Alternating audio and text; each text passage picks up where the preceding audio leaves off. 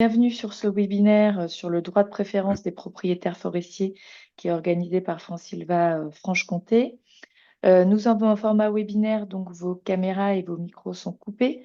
Vous pouvez néanmoins interagir avec nous via l'espace de chat que je vous invite à ouvrir si vous ne l'avez pas déjà fait, en faisant glisser votre souris sur le bas de l'écran et en cliquant sur la petite icône bulle de BD sous laquelle est noté chat, discussion ou conversation.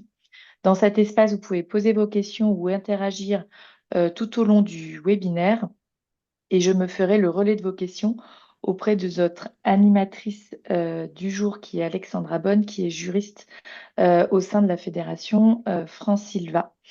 Je vous signale que ce webinaire est enregistré et qu'il sera disponible via France-Sylva Franche-Comté en replay et que nous vous fournirons également après ce webinaire le support de présentation qui va défiler lors de ce webinaire. Une fois toutes ces formalités dites, je vais passer la parole à Monsieur Bull pour un mot d'introduction. Merci Christelle. D'abord, je voulais saluer les participants. Vous êtes une quarantaine de personnes inscrites, quarantaine d'adhérents inscrits. Je voulais remercier France-Sylva, notamment Alexandra Bonne, notre juriste, et Christelle Chaminadas qui gèrent ces webinaires. Alors, pourquoi un webinaire sur les droits de préférence et des droits de préemption, sachant que c'est la 3e édition en Franche-Comté? Depuis que ces droits existent, grâce à l'initiative d'un sénateur jurassien, Gérard Bailly, et d'un sénateur auxonnois pour le droit de préemption des communes, le sénateur Michel Raison, ces droits sont source d'incompréhension et quelquefois de conflits entre propriétaires et notaires. Alors, ce qu'il faut savoir, c'est que notre syndicat, donc franc-comtois, et notre fédération aident aujourd'hui techniquement et financièrement un propriétaire franc-comtois qui n'a pas été notifié de la vente d'une petite parcelle boisée voisine. Et ce dossier fait actuellement l'objet d'un contentieux en cour d'appel. Grâce à l'intervention du syndicat, un autre propriétaire franc-comtois a vu ses droits confirmés. Et les cas de non-application ou de mauvaise application des droits de préemption et de préférence ne semblent pas aussi rares qu'on pouvait l'espérer. Encore récemment, un adhérent nous a sollicité pour un avis sur la purge du droit de préférence par un notaire pour une parcelle de moins de 4 hectares en nature de pré au cadastre. Donc n'hésitez pas à nous faire remonter les difficultés que vous pouvez rencontrer, nous ferons nos possibles pour vous aider. Alors, votre interlocutrice, je vous le rappelle, c'est Alexandra Guillaume-Sage cette fois-ci, qui est notre collaboratrice franc-comtoise. Son adresse mail, c'est franche-comté@francsilva.fr. Et elle passera, si ça le justifie, la question soit à Sabine Lefebvre, qui reste notre conseillère technique, ou Alexandra Bonne, si Sabine est en défaut de réponse, ce qui est extrêmement rare. Voilà, je vous souhaite un bon webinaire et à tout à l'heure. Merci. Alors effectivement, le droit de préférence est un sujet qui remonte beaucoup, enfin, qui me remonte beaucoup en tant que juriste de la fédération. Donc c'est important de le présenter, d'avoir en tête ses conditions d'application, de connaître un petit peu les exceptions, enfin, c'est-à-dire les cas dans lesquels il ne s'applique pas. Donc enfin, l'intérêt de ce webinaire, à mon sens, est vraiment important pour les propriétaires forestiers. Alors, je reviens juste sur moi. Donc, je suis Alexandra Bonne. Je suis juriste à la fédération qui est l'organisme qui regroupe tous les syndicats départementaux et interdépartementaux. Mon rôle est à la fois de traiter les sujets qui peuvent avoir une implication nationale pour les propriétaires forestiers et puis donc, par exemple, de travailler sur des projets de loi, sur des sujets un petit peu généraux qui concernent tout le monde et puis effectivement d'intervenir pour des adhérents qui auraient des difficultés juridiques, fiscales, enfin, les questions me remontent par l'intermédiaire de leur syndicat et parmi les questions qui me remontent, le sujet du droit de préférence et des droits de préemption et fait partie des sujets le plus courants. Voilà. Donc maintenant, on va en venir au webinaire aujourd'hui sur le droit de préférence et on traitera un petit peu des autres droits de priorité qui existent dans le milieu forestier sans toutefois porter sur tous les droits de priorité parce que c'est difficile d'être exhaustif, mais on va surtout s'arrêter sur le droit de préférence. Alors, comme l'a dit tout à l'heure Christian Bull, le droit de préférence est un dispositif qui existe depuis de nombreuses années. Il a été institué par la loi du 27 juillet 2010 de modernisation de l'agriculture et de la pêche. L'objectif principal de ce droit de préférence est de lutter contre le morcellement forestier en France, puisqu'on a une multitude de parcelles forestières. Des fois, les gens ne savent pas qu'ils sont propriétaires, ne s'en occupent pas, etc. Donc, le but du droit de préférence, c'est de permettre à un propriétaire forestier d'acheter prioritairement en cas de vente d'une propriété voisine, en cas de vente d'une parcelle voisine. Donc c'est vraiment le but, c'est d'aller permettre à un propriétaire de grossir et puis d'atteindre une superficie qui lui permet d'avoir une gestion plus, plus importante et plus, entre guillemets, rentable, plus, euh, plus économiquement viable. Au niveau juridique, pour ceux qui sont intéressés par les articles, donc le droit de préférence, il est dans le code forestier aux articles L331-19, L331-20 et L331-21 du code forestier. Donc le premier de ces articles fixe vraiment le cadre du droit de préférence, c'est-à-dire les conditions d'application. L'article L331-21 détermine les sanctions applicables et puis l'article L331-21 liste une série d'exceptions, c'est-à-dire de cas dans lesquels le droit de préférence ne s'applique pas. Donc, on va reprendre toutes ces dispositions réorganisées un petit peu pour que vous ayez les idées un petit peu plus claires sur les conditions d'application du droit de préférence.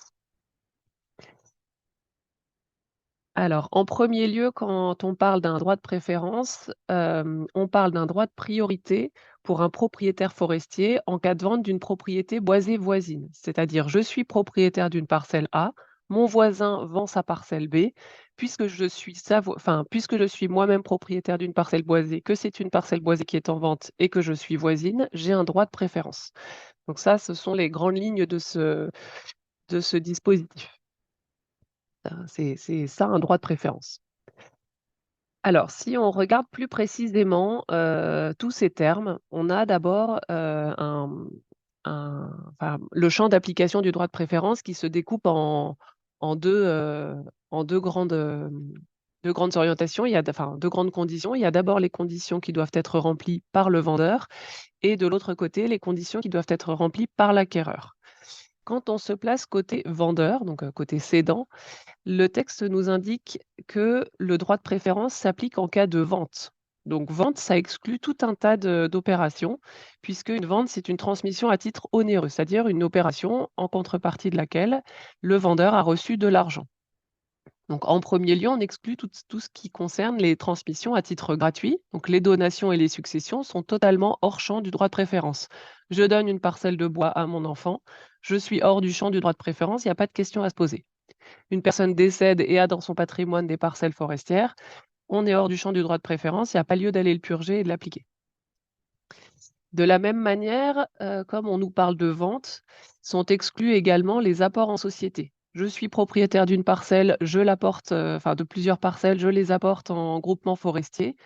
Cet apport, il a pour contrepartie des parts sociales. Je vais apporter des biens immobiliers et je vais recevoir des parts sociales du groupement forestier, donc ce n'est pas une vente, c'est exclu également du droit de préférence.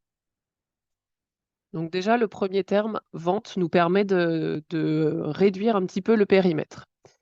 Ensuite, on nous indique que l'opération doit porter sur la vente d'une propriété. Donc la propriété, ça concerne à la fois la pleine propriété. Alors juste pour rappel, la pleine propriété est composée de l'usufruit et de la nue propriété, qui sont les deux composantes de la propriété. Donc quand on indique que je suis plein propriétaire, ça veut dire que je suis titulaire à la fois de l'usufruit et de la nue propriété. La nue propriété, c'est c'est le fait d'être propriétaire du bien sous l'usufruit d'une personne. Et donc, quand l'usufruit va s'éteindre, je deviendrai plein propriétaire. Et tant que l'usufruit est vivant, c'est lui qui reçoit les revenus courants. En principe, les règles sont un petit peu plus sont des fois un petit peu plus subtils que ça, mais globalement, l'usufruit a droit aux revenus courants et le nu propriétaire, il a les revenus exceptionnels et puis quand l'usufruitier décède, il devient plein propriétaire. Donc quand on indique vente de la pleine propriété, ça concerne le cas de la vente d'un bien où on vend l'usufruit et la nue propriété, mais ça concerne également le cas de la vente de l'usufruit ou de la nue propriété. Et là, je fais déjà un petit aparté sur les exceptions qui existent à l'application du droit de préférence, puisque quand on vend la nue propriété à l'usufruitier ou quand on vend l'usufruit au nu propriétaire, là, ce sont des exceptions. Le droit de préférence ne s'applique pas, tout simplement parce que quand on vend l'usufruit au nu propriétaire ou la nue propriété à l'usufruitier, on est en train de reconstituer la pleine propriété. Et là, le législateur a estimé qu'il n'était pas logique de permettre à un tiers d'acquérir. Le but est quand même de regrouper usufruit et nue propriété. Donc sur le principe, quand on vend de l'usufruit ou de la nue propriété, le droit de préférence s'applique. Bon, je pense que ce sont des opérations un petit peu rares quand on ne vend pas à l'usufruitier ou au nu propriétaire. Ensuite également, le droit de préférence s'applique quand on vend des droits indivis. Donc, quand on vend une quote-part indivise, je suis, propriétaire avec, je ne sais pas, mes frères et sœurs et mes cousins d'une forêt. Je vends je vends ma quote-part indivise de propriété. Sur le principe, le droit de préférence s'applique. Toutefois, quand on vend une quote-part indivise, il y a également un droit de préemption des indivisaires qu'il nous faut d'abord purger en premier lieu.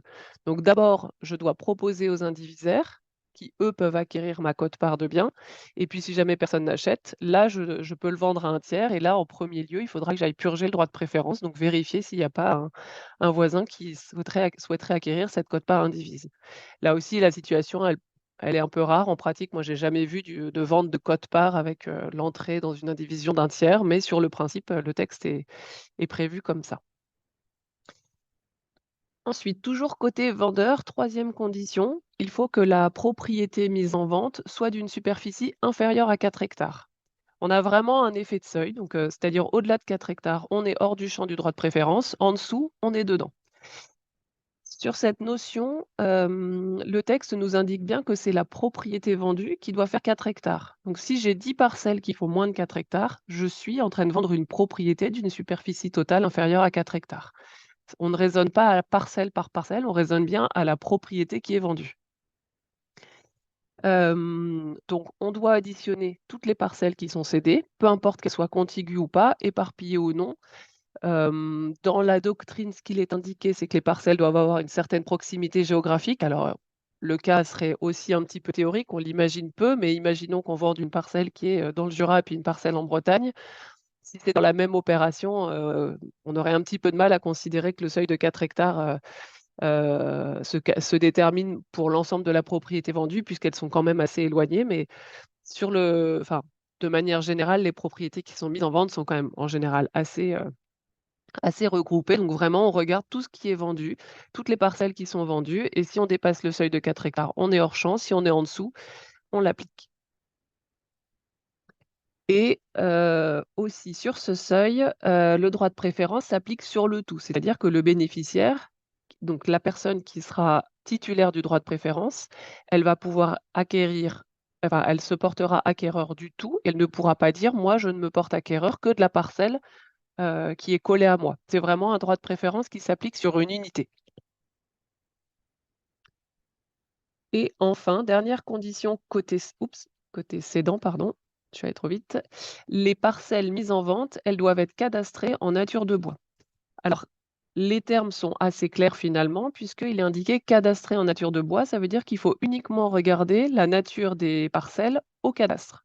Donc, on prend son relevé cadastral, on vérifie si si les parcelles qu'on a mis en vente sont dans la colonne, sont qualifiées en nature de bois. Si oui, on est dans le champ du droit de préférence, sinon, on n'est pas dedans. Alors la difficulté, c'est que le relevé cadastral n'est pas forcément à jour, donc on peut des fois avoir, des situations qui ne sont pas cohérentes par rapport à la réalité, mais le texte nous dit bien c'est par rapport au cadastre.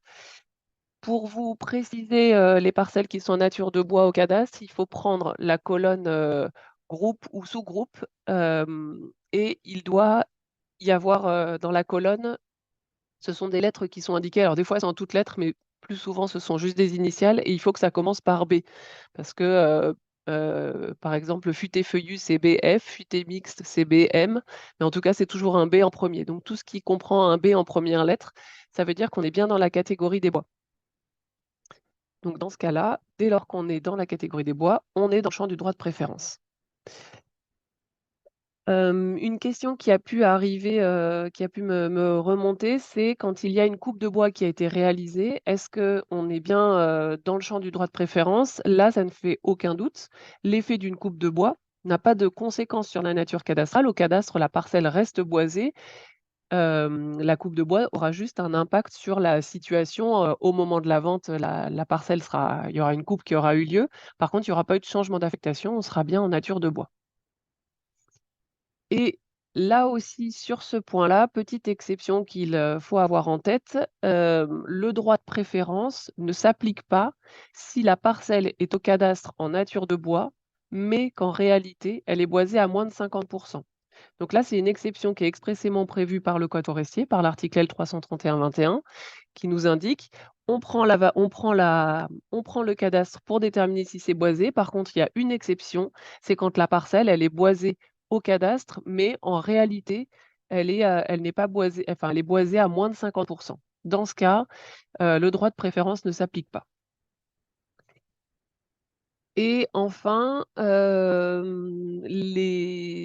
une fois qu'on a dit tout ça côté cédant, ce qu'il faut aussi avoir en tête, c'est quand on vend des biens mixtes, c'est-à-dire quand on vend des biens qui seraient pour partie en nature de bois et des biens d'une autre nature, par exemple un bâtiment, des parcelles agricoles, là, le droit de préférence ne s'applique pas. Il faut vraiment que la totalité des parcelles mises en vente soient de nature boisée. Donc ça, c'est un cas qui est souvent mis en œuvre si on vend des parcelles de nature mixte. Là, dans ce cas, on échappe complètement au droit de préférence et ça peut être des cas dans lesquels on on cherche un petit peu à contourner le droit de préférence, on met une parcelle d'une autre nature et dans ce cas, ben, le droit de préférence ne s'applique plus. Voilà pour les conditions côté cédant. Si maintenant on se place côté bénéficiaire, c'est-à-dire du côté du propriétaire voisin. Le bénéficiaire du droit de préférence, lui, donc il est propriétaire d'une parcelle boisée contiguë, à celle qui est mise en vente. Lui aussi donc doit remplir des conditions. Pour bénéficier du droit de préférence, il faut qu'il soit propriétaire. Quand on indique propriétaire, juridiquement, ça veut dire qu'on vise le plein propriétaire ou le nu propriétaire. L'usufruitier n'a pas le droit de préférence. Ce propriétaire doit être propriétaire d'une parcelle qui est contiguë. Alors une parcelle contiguë, c'est une parcelle qui touche la propriété vendue.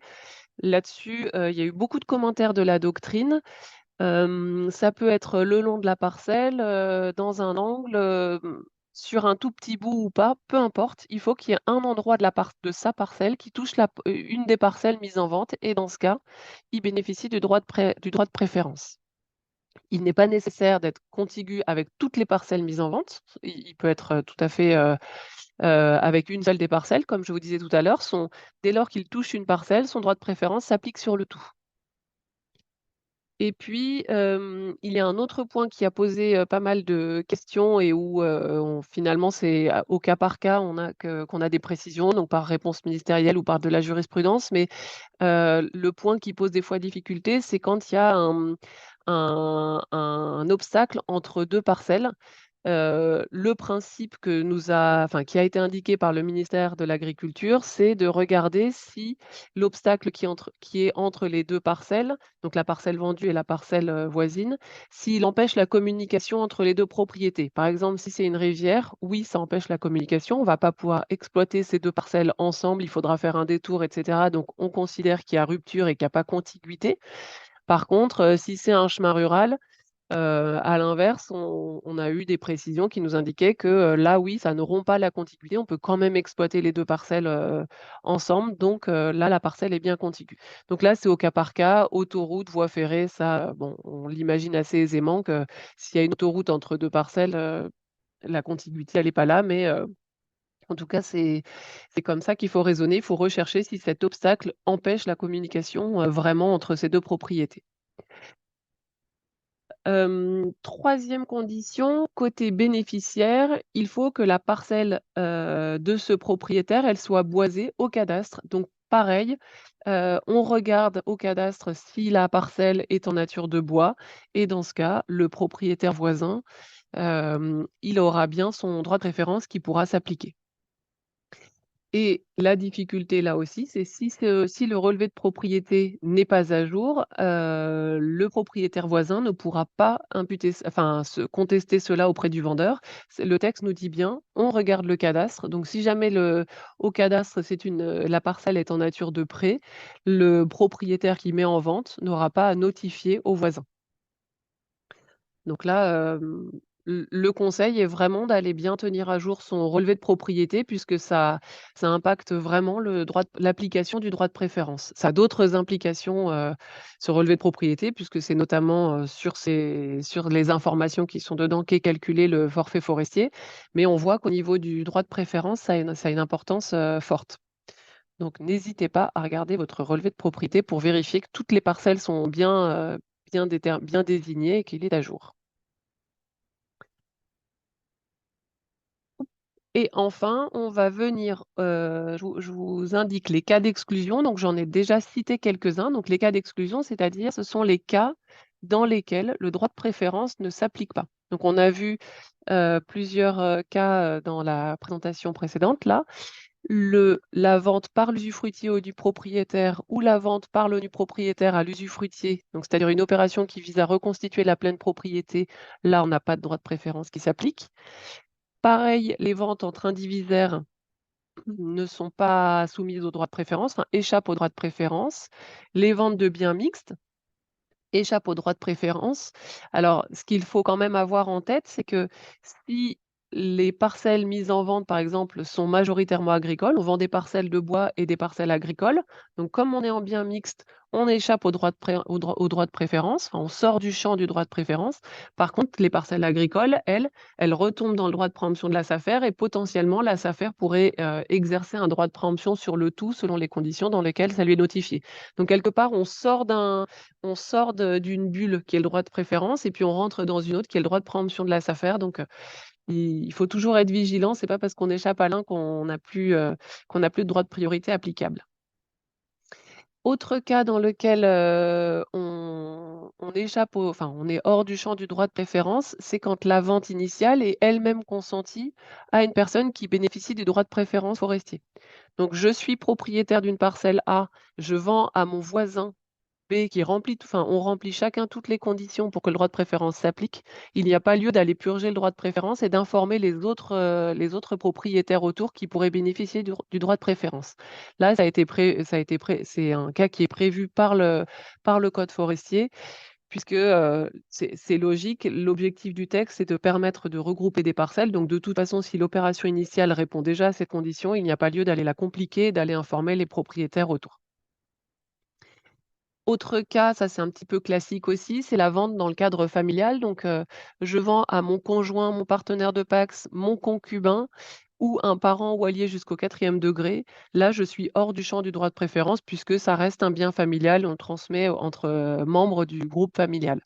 Alors on peut relever, une petite particularité, c'est le concubin, puisqu'on n'a pas forcément beaucoup de cas dans lesquels le concubin est expressément visé. En tout cas, le droit de préférence a prévu vraiment le cas du concubin. Donc le concubin, c'est avoir une vie commune. Finalement, ça peut, dans certains cas, être vu comme une condition assez souple. Enfin, en tout cas, de permettre le droit d'échapper au droit de préférence dans un certain nombre de cas. Et puis, autre cas je vous ai indiqué les parents ou alliés du vendeur jusqu'au 4e degré. Alors c'est toujours un petit peu difficile de le présenter oralement ce 4e degré, mais les degrés, si vous faites un arbre généalogique, ce sont les petits bâtons qui vous relient aux personnes. Donc si par exemple moi je vends à mon cousin germain, j'ai 4 degrés de parenté puisque je remonte à mon parent, mon grand-parent, je redescends à mon oncle ou tante et j'arrive à mon cousin. Donc j'ai 4 petits bâtons. Donc parents ou alliés du vendeur jusqu'au 4e degré, ça va pas si loin, enfin on remplit vite ce 4e degré. Et puis ensuite, 2 autres cas dans lesquels le droit de préférence ne s'applique pas, c'est la procédure d'aménagement foncier rural et la mise en œuvre d'un projet déclaré d'utilité publique. Donc ça, ce sont des cas, de grands travaux. Donc, de manière un peu logique, on fait échapper, ces opérations au droit de préférence pour qu'elles puissent, être réalisées et un petit peu enlever, certaines lourdeurs administratives, sinon ça serait trop compliqué. Donc voilà pour la présentation du droit de préférence, hein, son champ d'application et les cas dans lesquels il ne s'applique pas. Voilà ce que je voulais vous présenter sur cette première partie. Christelle, est-ce qu'il y a des questions à ce Oui. stade? Il y a des questions. Alors, il y a pas mal de questions sur la dénomination au cadastre. Oui, Donc, juste, Monsieur Bull, pour bien préciser, pour bien être sûr, on est d'accord que les parcelles cadastrées, elles, comme land, ne sont donc pas concernées par le droit de préférence. exactement. Ça a été même précisé, c'est même allé jusqu'en cour d'appel. Les landes ne sont pas dans la catégorie des parcelles boisées au cadastre. En termes de continuité des parcelles, est-ce qu'un ruisseau ou un chemin d'exploitation empêche la communication entre les propriétaires? Alors, c'est du cas par cas. Le chemin d'exploitation, non, à mon sens, ça n'empêche pas la contiguïté. Enfin, on peut retenir que les parcelles sont contiguës et que le droit de préférence s'applique. Le ruisseau, c'est à voir parce que si on envisage des travaux forestiers et que ce ruisseau, le passage, il est, très loin, ben, il y a une rupture enfin, la contiguïté pourrait être contestée, ouais. C'est vraiment du cas par cas. Les réponses qu'on a, c'est plutôt, un chemin, ça ne rompt pas enfin la contiguïté est qualifiée. Par contre, un ruisseau, non. C'est plutôt dans ce sens-là qu'on a des précisions. Alors, en termes de classification au cadastre aussi, j'ai une parcelle classée en BR et qui a subi une attaque de scolyte. Si je souhaite modifier son classement, dois-je préciser la nouvelle classe? Alors aujourd'hui, BR, on est bien dans la catégorie des bois. Je ne suis pas sûre de saisir la question. Enfin, pour l'instant, tant qu'il y ait eu des coupes, la parcelle va rester en nature boisée, donc il y a pas forcément lieu de faire de modifications au cadastre. Enfin, si ce n'est, est-ce que la personne peut préciser? Ouais, c'est Monsieur Bull, il peut peut-être Ah, Oui, ça préciser. correspond à la demande d'un adhérent qui nous dit, j'ai eu du BR classe 1, si mes souvenirs sont bons, et il se demandait si du fait des attaques de scolytes, ça reste en BR, ça on est d'accord, est-ce que la classe change derrière? ah, alors la classe peut peut-être changer parce qu'après la classe, c'est vraiment la 1, c'est les meilleures, catégories et puis je crois que C'est ça va ça. jusqu'à 5.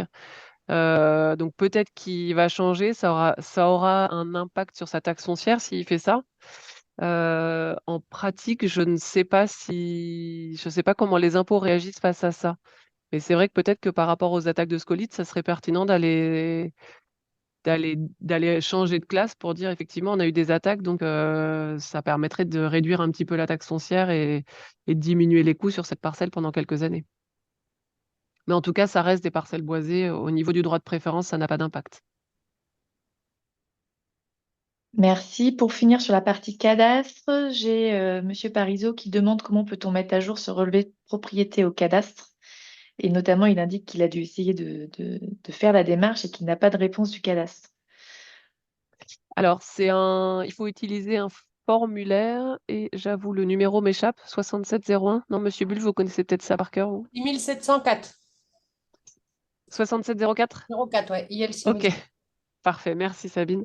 Donc, il y a un imprimé qui existe et qui est fait pour ça, où effectivement, il faut indiquer l'ancienne catégorie et la nouvelle et l'adresser aux impôts pour qu'il y ait une modification du cadastre. Ça peut prendre du temps, hein, par contre, hein, suivant le moment, enfin, suivant les services des impôts. Parfois, on a Oui. des retours voilà, où ça a mis beaucoup de temps, quoi. Faut être patient. Il y a aussi du délai quand il y a des ventes, le cadastre n'est pas forcément mis à jour très vite, ou quand il y a des successions, le cadastre n'est pas toujours mis à jour. Enfin, c'est vrai que il y a un certain délai. Donc, si vous envisagez de vendre, il faut peut-être bien vérifier en amont et anticiper ça, enfin anticiper la mise à jour du cadastre, parce qu'effectivement, il peut y avoir des opérations qui prennent. Enfin, cette mise à jour peut prendre du temps. Merci. Ensuite, il y a plusieurs, participants qui posent la même question. À qui faut-il vendre lorsque deux voisins se portent acquéreurs? C'est-à-dire Ah, comme deux voisins qui peuvent du coup rentrer dans le droit de préférence et, et qui répondent positivement à une notification de vente au titre du droit de préférence. Est-ce qu'on peut négocier le prix? Est-ce que c'est voilà, comment est-ce qu'on peut décider entre deux personnes qui sont dans ce cas de figure-là? alors, on va y venir juste après dans la partie Ah, procédure, donc je garde un peu de suspense. je pensais. Et il y a une question qui est posée relative au droit de préférence de la commune que je ne pose pas tout de suite parce que je sais qu'Alexandra aussi va faire référence à ce sujet dans la Tout suite à de fait. son exposé. Donc, je reprendrai cette question en fin d'exposé. Et donc, Alexandra, je te laisse continuer ta présentation. Oui, alors c'est très bien parce que ça faisait le lien avec la question d'avant. Donc effectivement, une fois qu'on sait qu'on est dans le champ du droit de préférence parce que le vendeur remplit les conditions, parce que l'acquéreur remplit des conditions et parce qu'on n'est pas dans un cas d'exception, il faut le mettre en œuvre. Donc la procédure, enfin ce que j'appelle la procédure, c'est vraiment la mise en œuvre du droit de préférence. Donc le texte prévoit, enfin le code forestier prévoit que c'est au vendeur d'informer les propriétaires voisins. Donc il doit le faire lui d'après le texte. Bien sûr, quand on travaille avec un notaire parce qu'on est sur une vente immobilière, le notaire peut le faire au titre du mandat qu'il a pour réaliser les actes. Donc il n'y a pas de difficulté. Le texte indique que c'est le vendeur, mais le notaire peut le faire. Et la notification, elle doit être faite au propriétaire voisin. Alors si, quand on est sur une notification, à une personne physique, pas de difficulté, on a quelques petites précisions. Donc quand il y a une indivision qui est propriétaire à côté, il faut bien notifier chaque indivisaire. Si jamais, c'est une parcelle qui est détenue en démembrement de propriété, on ne notifie qu'au nu propriétaire parce qu'on a vu tout à l'heure que c'est le nu propriétaire qui serait bénéficiaire du droit de préférence et non pas l'usufruitier. Et puis, l'article L 331-20 indique que cette notification doit préciser le prix et enfin, la désignation des biens, le prix et les conditions de la cession projetée. Alors, désignation du bien de manière assez classique, c'est la commune, le lieu-dit, le numéro de la parcelle, la superficie. Ça, c'est assez simple. Le prix, ben, c'est le prix qu'on envisage, enfin le prix de vente, enfin, le prix de mise en vente. On a eu des précisions quand même par la jurisprudence quand il y a un intermédiaire qui intervient, par exemple un agent immobilier qui intervient et qu'il est expressément prévu enfin, que le vendeur a convenu avec cet intermédiaire que les frais de l'agent immobilier étaient à la charge de l'acquéreur, il faut dans ce cas que le prix en fasse état. Sinon, le bénéficiaire du droit de préférence n'a pas toutes les informations. Donc, on doit lui dire le prix et puis les charges qu'il aurait éventuellement à payer du fait de cette opération. Donc, si jamais il y a par exemple un agent immobilier, des frais de SAFER parce que pour une raison X ou Y, la SAFER intervient dans l'opération, là, il faut que ça soit bien indiqué dans la notification. Et puis, les conditions de la cession projetée, là, bah, c'est un petit peu vague. Donc, il faut mettre le maximum d'informations qui permettent à l'acquéreur potentiel, enfin au bénéficiaire du droit de préférence, d'être éclairé et d'avoir les informations qui lui permettent d'exercer de manière la plus éclairée possible son droit de préférence. J'ai récemment eu un cas où une personne s'est vue notifier une vente. Elle a exercé son droit de préférence et puis quelques jours après, elle s'est rendue compte qu'il y avait une coupe qui était réalisée sur la parcelle. Donc elle a été, indiquée au notaire que, enfin, à mon sens, là, elle aurait vraiment dû enfin, la notification aurait dû faire état du fait que la parcelle mise en vente était, enfin, allait faire l'objet d'une coupe et qu'au moment de la vente, elle serait pas en état boisé, total. Donc il est allé voir le notaire et le notaire a refait la notification.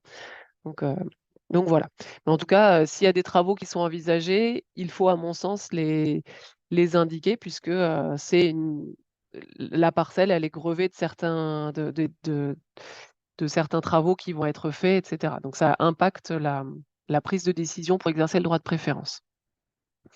Et puis cette notification, elle doit être adressée par lettre recommandée avec accusé de réception, donc ça pas de difficulté. Enfin, le notaire ou le vendeur va en bureau de poste et envoie en recommandé, ou par remise en main propre contre récépissé. Donc là, ça veut dire qu'on donne le courrier et qu'il faut bien avoir la signature du bénéficiaire du droit de préférence et la date en disant, reçu-le, et la signature pour bien avoir la preuve qu'on a remis le document.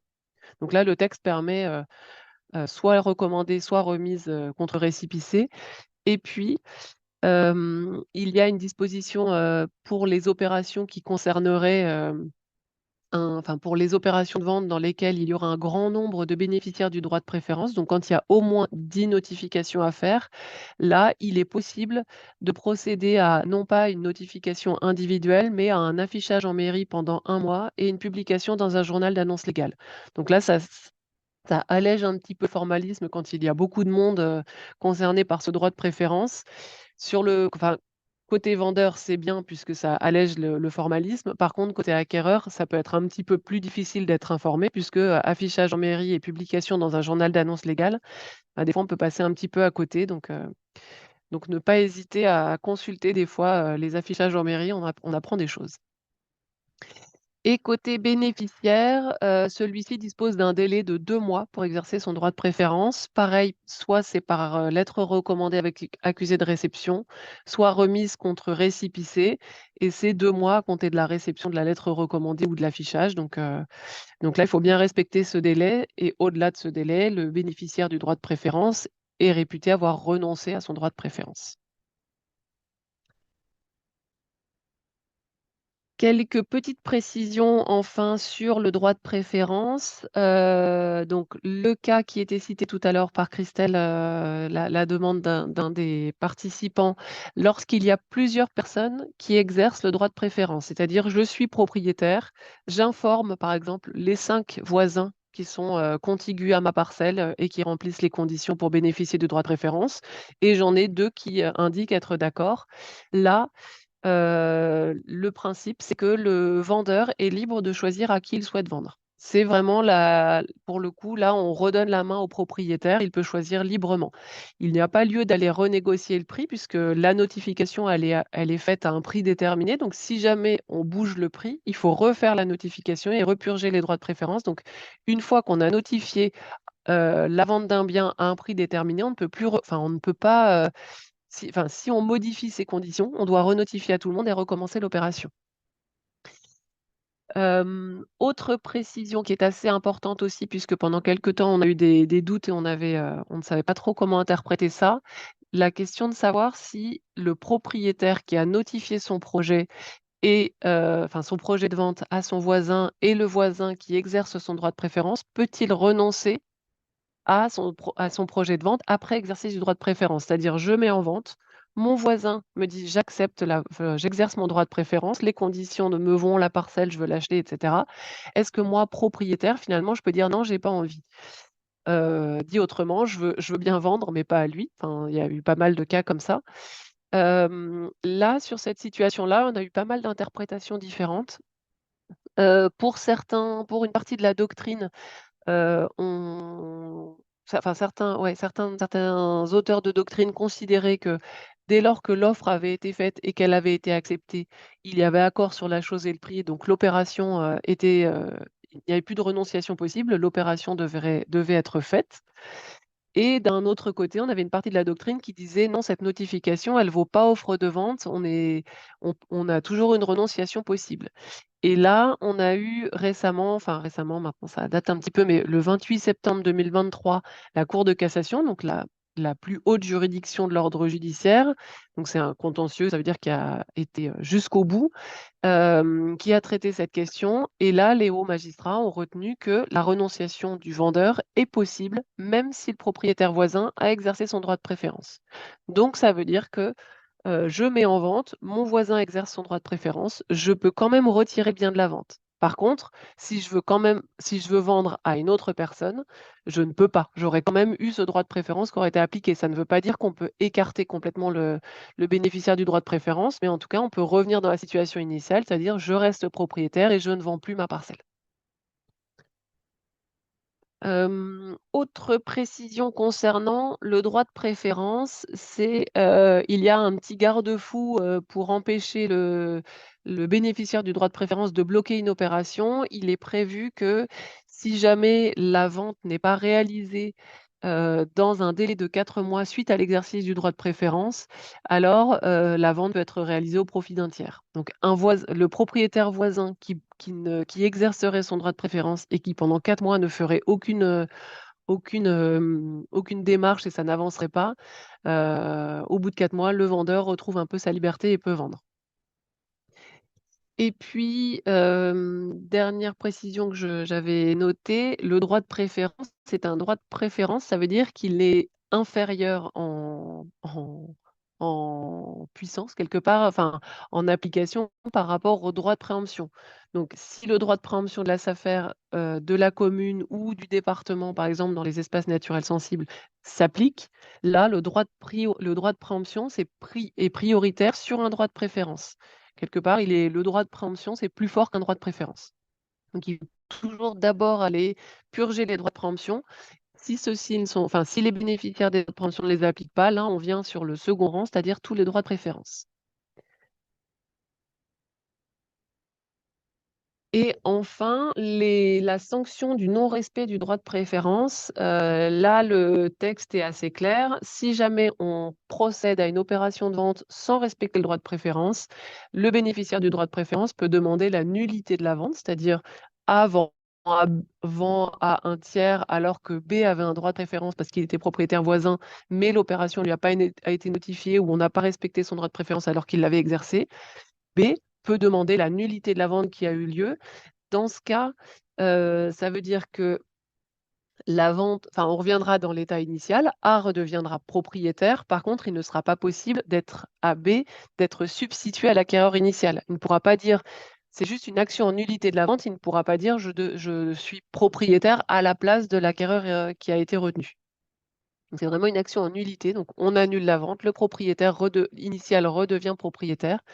Et le délai d'action du propriétaire voisin, c'est 5 ans, puisqu'on est sur une action classique, donc délai de 5 ans pour agir.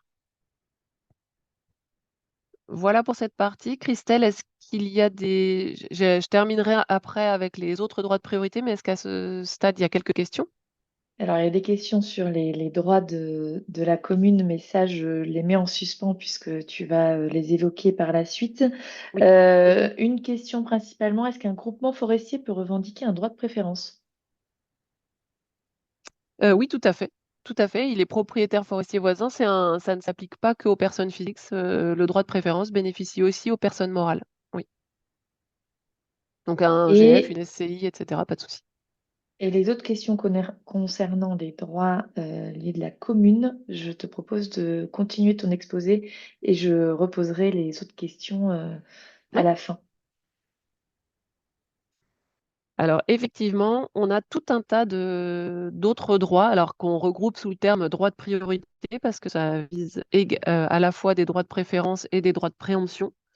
On en a déjà toute une série qui s'applique en cas de vente de parcelles de moins de 4 hectares en nature de bois et forêt. Donc vraiment dans les mêmes conditions les mêmes conditions de base, c'est-à-dire je vends une parcelle de moins de 4 hectares qui est en nature de bois et forêt au cadastre. On a vu qu'il y avait un droit de préférence, mais il y a plusieurs autres droits de priorité. Donc en premier lieu, il y a le droit de préemption de l'État. Ce droit de préemption, il s'applique lorsque la parcelle mise en vente jouxte, alors c'est le terme jouxte et c'est pas contigu. On ne sait pas pourquoi le législateur a fait une petite différence. La doctrine s'accorde pour dire que jouxter ou être contigu, on est sur les mêmes notions. Donc, en tout cas, le texte dit que la parcelle mise en vente jouxte une parcelle de forêt domaniale. Dans ce cas, l'État dispose d'un droit de préemption. Pour le purger, là, c'est au notaire de notifier et il doit notifier au préfet et le préfet a 3 mois pour répondre. Donc on voit, c'est pas tout à fait aligné par rapport au droit de préférence que je viens d'indiquer puisque c'est pas le maire, c'est pas 2 mois et là, on doit jouxter et non pas être contigu. Donc les textes sont pas rédigés de manière tout à fait similaire, mais en tout cas, le principe est quand même qu'on est dans un droit de préemption de l'État quand il y a une parcelle voisine qui est une parcelle de forêt domaniale. Donc là, droit de préemption de l'État. Autre droit de préemption, c'est celui de la commune. Là, c'est quand la parcelle qui est mise en vente est contiguë à une parcelle qui appartient à la commune et qui est gérée conformément à un document d'aménagement. Dans cette hypothèse, la commune, elle dispose d'un droit de préemption, donc ça veut dire qu'elle est prioritaire par rapport au droit de préférence, elle passe avant, et là, le vendeur doit notifier au maire et le maire a 2 mois pour répondre. Donc ça, c'est un deuxième droit de préemption. Ensuite, on a un autre droit de préemption qui a été créé par la loi prévention incendie de l'été 2023, qui là concerne les ventes de parcelles boisées qui ne seraient pas dotées d'un document de gestion durable. Donc un document de gestion durable, on parle d'un plan simple de gestion, un code de bonne pratique sylvicole ou un règlement type de gestion. Donc vente d'une parcelle boisée qui n'a pas de DGD, donc qui n'est pas qui n'est pas gérée conformément à un DGD, et la parcelle est située dans le périmètre de protection des forêts contre l'incendie, ce qu'on appelle le PDPFCI, Plan départemental de protection des forêts contre l'incendie. Donc dans ces conditions, là on n'a pas de limite de surface, par contre, là la commune dispose également d'un droit de préemption. La difficulté de ce texte qui a été donc instauré en 2023 et qui n'est pas classé au même endroit dans le code forestier que les autres droits de préférence et de préemption que j'ai cités tout à l'heure, c'est qu'il est très peu précis et on a encore beaucoup de difficultés à l'appliquer puisque le texte ne précise pas à qui on doit notifier. Donc, comme on est sur le droit de préemption de la commune, on peut penser que c'est le maire, pardon. Quel est le délai de notification? Quel est le avant la vente et quel est le délai pour exercer ce droit de préemption? Ça, on ne les a pas non plus. Donc aujourd'hui, c'est un texte un peu à trous qui pose beaucoup de difficultés. Je sais que le CNPF a été interrogé par le CRIDON, qui est l'organisme de recherche des notaires, pour avoir l'avis du CNPF sur l'application de ce droit de préemption. Aujourd'hui, on est quand même vraiment dans le flou, on ne sait pas trop comment le purger. Le mieux, à mon sens, c'est d'aller notifier au maire et d'avoir une réponse expresse du maire disant je n'exerce pas ou j'exerce mon droit de préemption. Par contre, toutes les fois où le maire ne répond pas, on risque d'être un peu embêté. Donc là, je vous ai cité le droit de préemption de l'État, le droit de préemption de la commune et le droit de préemption de la commune dans les zones incendies, mais il y a également le droit de préférence de la commune. Et là, c'est un droit de préférence qui est concurrent avec le droit de préférence du propriétaire forestier voisin, puisque ça vise le cas de vente d'une parcelle qui est située sur la commune. Donc là, la commune a un droit de préférence en cas de vente, elle peut acquérir, et là, la notification doit être faite par le vendeur au maire, et le maire a 2 mois pour répondre. Donc on voit qu'on a tout plein de droits de préemption et de droits de préférence qui s'imbriquent. Donc il faut le notaire, quand il a une opération de vente d'une parcelle forestière, il faut en premier lieu qu'il aille purger les droits de préemption, en second lieu qu'il aille purger les droits de préférence, et il faut vraiment être vigilant à tout ça parce que le risque, il est assez élevé puisque si jamais on ne respecte pas tous ces droits, le bénéficiaire, donc que ce soit le maire, le préfet ou le propriétaire forestier voisin, il peut agir en nullité de la vente. Donc ce sont des choses qui sont vraiment importantes à respecter. On a des fois des difficultés parce que, les notaires connaissent pas forcément bien la matière. Enfin, c'est un droit qui est particulier, le droit forestier. Il y a peu de notaires qui pratiquent, tous les jours du droit forestier, donc des fois, ils sont un petit peu perdus quand ils ont une opération de vente. Donc n'hésitez pas à faire remonter, comme le disait tout à l'heure Christian Bull, vos difficultés d'application du droit de préférence puisque, on constate, pas quotidiennement, mais presque, des difficultés ou des erreurs d'application. Et puis, alors sans être exhaustive, il est important aussi d'avoir en tête qu'il y a d'autres droits de préemption qui s'appliquent. Donc c'est des droits de préemption qui sont un peu différents. On a celui qui est assez connu, c'est, celui de la SAFER puisque, dans certains cas, la SAFER dispose d'un droit de préemption quand il y a des ventes de parcelles boisées. Notamment le cas le plus courant, c'est le cas de vente de parcelles boisées qui seraient vendues avec des parcelles agricoles qui dépendent de la même exploitation. Là, la SAFER dispose d'un droit de préemption. Donc ça, on n'est pas dans le champ du droit de préférence, mais on bascule dans un autre droit de préemption, comme je vous disais tout à l'heure. Et puis, il peut y avoir d'autres droits de préemption. Donc, on a cité tout à l'heure les indivisaires. En indivision, il y a un droit de préemption, mais on peut avoir aussi des droits de préemption par rapport à des zonages. Les espaces naturels sensibles.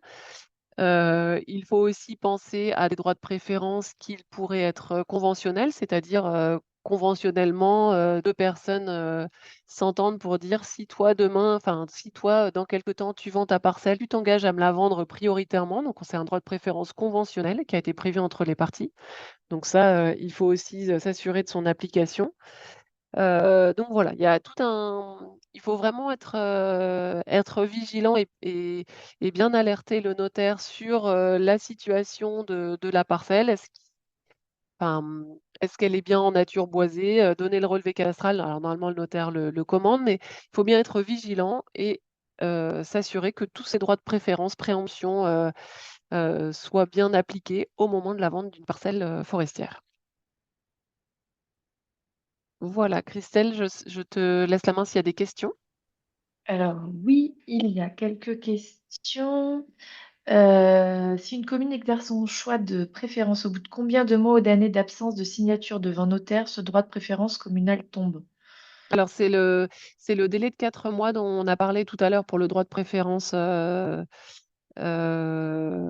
du propriétaire forestier voisin. À mon avis, il s'applique, également au droit de préférence de la commune. Donc si la commune exerce son droit de préférence et que pendant 4 mois, elle ne fait rien, là, vous pourriez tout à fait lui dire: «Attention, vous avez dépassé le délai de 4 mois, maintenant on va pouvoir procéder à la vente à un tiers».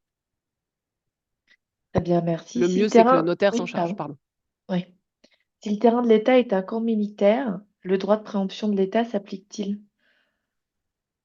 Non, non, non, parce qu'il faut que la parcelle, alors c'est militaire, mais pour autant, il faudrait regarder si c'est ouais, ça doit pas être géré conformément à un document d'aménagement. Je sais pas si les zonages, si les zones militaires sont gérées avec un document d'aménagement, mais pour qu'il y ait un, ah non, pardon, je suis sur le droit de préemption de la commune et toi, tu m'as interrogé sur le droit de préemption de l'État, Christelle. Oui, je pense que Ouais. si le terrain Non, de l'État est un camp militaire, le droit alors de ce qu'il faut préemption de regarder, c'est l'État est-ce s'applique-t-il? est-ce que c'est une forêt domaniale? Enfin, c'est surtout ça le critère, c'est est-ce que c'est une forêt domaniale? Si après c'est affecté à une activité militaire, peu importe. Enfin, pour moi, le droit de préemption de l'État s'applique, ouais. Oui, je vois la forêt dont parle le Ah, participant, mais effectivement, pour moi, elle est gérée. Il y a un document de gestion, hein. alors là, pardon, j'ai été confuse tout à l'heure, c'est que la gestion conformément à un document d'aménagement, c'est dans le cadre du droit de préemption de la Ouais. commune, pas Mm. l'État. Oui, mais Alors je c'est veux la dire, question. enfin, ça doit être. Oui, alors je sais pas. Enfin, ça appartient à l'État et c'est de la forêt, quoi. Donc, c'est de la forêt domaniale, du coup. Bah, a priori, oui, d'après ces éléments, c'est de la forêt Mm. domaniale, donc il y a le droit de préemption de l'État. Mm. Euh, ouais. Faudrait regarder un petit peu plus précisément. Je ne sais pas comment on peut avoir la précision que c'est une forêt domaniale. Je ne sais pas sur quel document ça apparaît. Je sais pas si. Euh, Moi, je me rappelle des cahiers de vente de l'ONF. Je me rappelle d'avoir vu passer, il me semble, des fiches où c'était marqué forêt domaniale du camp militaire de truc, truc. Ouais. Oui, le mieux, ce serait d'interroger l'ONF dans ce cas, Ouais, ouais. mm, pour Ouais, on connaître peut la nature. interroger l'agent ONF. Mm. Et comme ça, de savoir la nature de la parcelle, et comme ça permet de savoir quel droit de préférence, préemption est à purger. Ouais. Mais ça, bon, normalement, c'est au notaire de faire ça. Mais effectivement, si le notaire est un petit peu perdu, c'est pas mal de l'aider parce que ne pas aller purger ce droit, c'est prendre un risque, enfin, c'est faire prendre un risque sur l'opération de vente.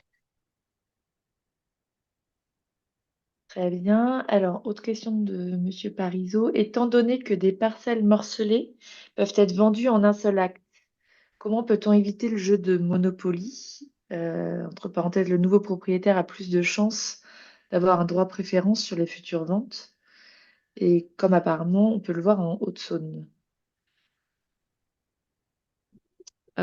Si je comprends bien, la question, c'est je vends 3 parcelles, mais qui sont pas contiguës, et le bénéficiaire du droit de préférence qui, lui, est contigu par nature avec une seule des parcelles, il aura les trois, et effectivement, il augmente ses chances sur les prochaines ventes. Oui, il va avoir plus de parcelles contiguës. Ouais, on peut pas vraiment éviter. Je sais pas si c'est ça ce qu'il appelle le jeu de Monopoly. On peut pas éviter. C'est le principe du droit de préférence, c'est de dire qu'il s'exerce sur le tout et comme ça, ce propriétaire commence à avoir une superficie un peu plus grande, mais qui sont en général localisées au même endroit, même si elles sont pas contiguës. Et le but, c'est qu'il puisse avoir une gestion plus importante de ses forêts. C'est le jeu. Et effectivement, plus on a de superficie, plus potentiellement on touche de parcelles et plus on est régulièrement notifié avec le droit de préférence. Après, il faut que ça fasse des ventes de moins de 4 hectares. On a quand même toujours les conditions à respecter, hein. Mais on en voit, hein, des gens qui disent: «J'ai acheté une parcelle au début, puis après on m'a notifié, enfin, j'ai eu les notifications des ventes voisines, donc j'ai grossi, puis finalement sans chercher, on a certains propriétaires qui disent: «Sans chercher, on m'a notifié des ventes et j'ai grossi, grossi, grossi» et voilà.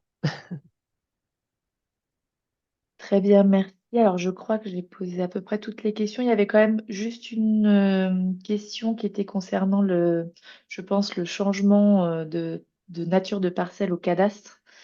Monsieur Rondeau qui demandait s'il y avait, vous aviez un peu une idée quand vous dites beaucoup de temps, est-ce que en nombre de mois, vous avez une fourchette ou vraiment c'est complètement aléatoire? Bah non, hein, ça dépend des services du cadastre, hein. Des fois, c'est fait dans l'année et puis des fois pas. Ok. Là-dessus, moi, Je j'avais une remarque aussi d'un adhérent qui n'a pas réussi à se connecter, mais c'est un peu le même principe que la question d'avant, qui dit ben, comment on peut faire pour des parcelles qui sont notoirement boisées, mais qui ne sont pas cadastrées en nature de bois. Celles-là, elles échappent au droit de préférence. Comment on peut résorber ça, quoi? Voilà. Ouais, on peut pas contraindre un propriétaire à aller modifier son cadastre, ouais. Exactement. Voilà. Ouais, ouais. Ouais, il y a pas de... C'est bien Oui. malheureux, mais il n'y a pas Et de... puis le texte prévoit d'échapper, enfin que l'opération échappe au droit de préférence si la parcelle elle est boisée pour moins de 50% de la superficie. On n'a pas l'inverse, on n'a pas le cas inverse, c'est-à-dire si elle est boisée alors qu'elle est en nature cadastrale, enfin qu'elle n'est pas en nature cadastrale de bois et qu'elle est réellement boisée, ça, c'est pas prévu par le texte. Tenir compte de la réalité, là, il n'y a pas de moyen. Ouais. Après, je ne sais pas si le cadastre et les hypothèques ont eu la même consigne par rapport au délai, mais je sais que les hypothèques ont beaucoup accéléré les délais de traitement des opérations. Les hypothèques sont mises enfin, les fiches hypothécaires qu'on commande au service de la publicité foncière et quand il y a des ventes, etc. Enfin, là, c'est beaucoup plus rapide qu'avant. Ils ont vraiment beaucoup changé leur procédure. Alors, je sais pas d'où ça vient, mais c'est global sur le territoire. Donc, est-ce qu'au cadastre, ça va mieux? Je ne sais pas. Merci. Je pense que j'ai adressé toutes les questions. Si Il y il y avait la en question de a. Madame Viellard, mais je me suis absentée quelques secondes tout à l'heure pour répondre au téléphone. Est-ce qu'un groupement forestier peut revendiquer un Ah, droit de je l'ai préférence? posé déjà. Oui, c'était voilà, voilà. La réponse est oui. Alors, je vois qu'il y a d'autres questions. Sur le droit de préemption de préférence d'une commune, la durée de 4 mois d'inaction par la commune après avoir exercé son droit s'applique-t-elle aux deux cas? Droit de préemption ou de préférence d'une commune? J'aurais tendance à dire que oui. Est-ce que cet adhérent peut m'adresser sa question par mail et puis je vais vérifier comme ça, je vais regarder, qu'elle m'adresse un petit mail cette personne et comme ça j'aurai ses coordonnées, je vais lui redonner les textes pour qu'elle puisse s'appuyer dessus. À mon sens, oui, mais je veux le vérifier. Ok. Et Monsieur Rondeau demande s'il y a un moyen de connaître la nature cadastrale d'une propriété qui ne nous appartient pas. Heu, on peut demander le cadastre même quand on n'est pas propriétaire, non? Pour moi, on peut aller à la mairie demander le relevé cadastral d'un. C'est limité à un nombre de données par semaine. Je ne sais plus si c'est 5 ou je sais pas quoi, mais on peut, oui. Auprès de la mairie, hein, il me semble, hein. Mm. C'est la mairie, c'est ça. Il faut aller à la mairie demander le relevé cadastral de telle parcelle. Parce que j'étais en train de réfléchir sur les fiches hypothécaires, ça n'apparaît pas, c'est vraiment sur le relevé cadastral, ouais. Très bien, merci. Alors, je ne sais pas si vous avez d'autres questions, mais si c'est le cas, c'est vraiment le moment de poser la question. Sinon, on va clore ce webinaire. Je ne vois pas de questions qui tombent. Eh bien, Monsieur Bull, peut-être je vous donne la parole pour le mot de la fin. Oh, rapidement, oui. Ben, tout d'abord, je vous remercie pour toutes les réponses pertinentes aux questions qui vous ont été adressées. Ça, c'est intéressant. Je remercie Sabine pour ses petites interventions, toujours aussi pertinentes. Je voulais rappeler que le prochain webinaire, si je ne dis pas de bêtises, c'est le 26 novembre à 10 heures et ça concerne les GF, c'est bien ça? Et ce seront les mêmes intervenantes, c'est toujours bien ça? C'est ça. Donc n'hésitez pas à vous inscrire ou à le faire savoir. On va faire circuler ça, comme d'habitude, par les infos que vous passera Alexandra. Voilà, c'est tout ce que j'avais à vous dire et je vous remercie infiniment pour cette séance. Eh ben, merci à tous. Donc, je vous resignale que le petit support de présentation et le replay de ce webinaire vous seront envoyés dans les prochains jours et seront disponibles auprès du syndicat de Franche-Comté. Je vous remercie à tous et je vous souhaite une très bonne journée. Merci à tous. Au revoir. Au revoir. Merci, Au au revoir. revoir.